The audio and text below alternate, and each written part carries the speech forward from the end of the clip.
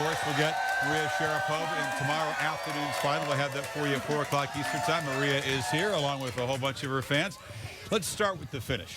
You go out there to serve for this match. There's been a whole bunch of service breaks. You don't miss a first serve. Did you realize? And you were going after your first serves after a couple doubles in the previous service game. How can you just shake up those problems so easily? I guess having a good attitude about it and really having a short-term memory in a way, you know, and figuring that obviously what you did before didn't work, so why don't you just change a few things around? And yeah, that's, you know, when I win, that's the type of mentality I have. You know, I want to win the match. I don't want my opponent to just give it to me. You remind me so much of Steffi Graf, because when she went through patches where her big shot, her forehand misfired, she just kept going after it. And it seems that that's what you do. What do you think about, though, when you do have maybe a bad patch, serve, round strokes? How do you get it back? I think it's just focusing on the right things, but I'm also, in a good and bad way, I'm also not the type of player that has like plan D and all these different plans. And I'm usually, I play by instinct usually, and when things don't work, I just try to figure it out on the spot. And when I have too many thoughts of what I need to do, I think for an athlete that's kind of tough.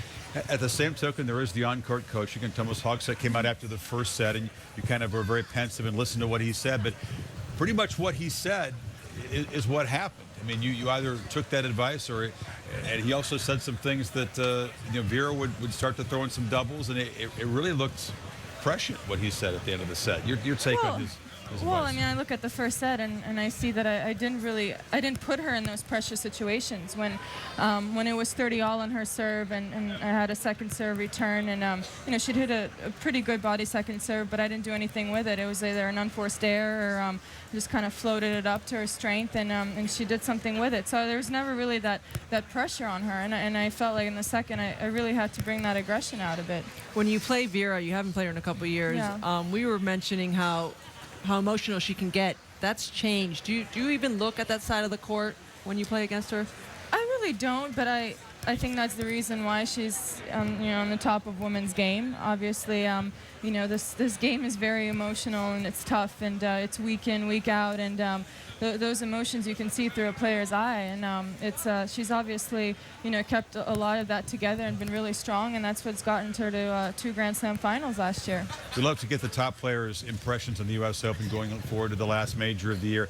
How do you see it? How open is it, Maria? How many players can win the title in New York, in your view? It is open, but you know, I think we get this question every Grand Slam, and you know, on the men's it might be a little bit different with you know, you can really pinpoint some of the favorites, and I think it's a little bit different in the women, obviously, and a few outsiders that have a chance to win the title, a few maybe that, you know, young ones that have been close but haven't won a title, so they're looking to you know, to improve that, but it'll be tough. How much interest do you have in semifinal number 2 as far as your opponent for tomorrow's final? You go watch it and check it out, or just wait and see who shows up? I don't know if I'll be able to watch any, but yeah, I haven't played Jelena Jankovic in a while, and I played Pekic, I believe, a couple of times this year already. Yep. So yeah, it's a final, so you got to be strong, and whoever's going to be there across the net is going to be tough as well. Well, great effort tonight, Maria, to come back. Thank you. We'll see Maria again in the championship match here tomorrow afternoon. And very soon we'll find out how that Petkovic knee looks against Jankovic, but we know that Sharapova in 2 hours and 2 minutes, tough, emotional fight, prevailing over Vera's Monterrey.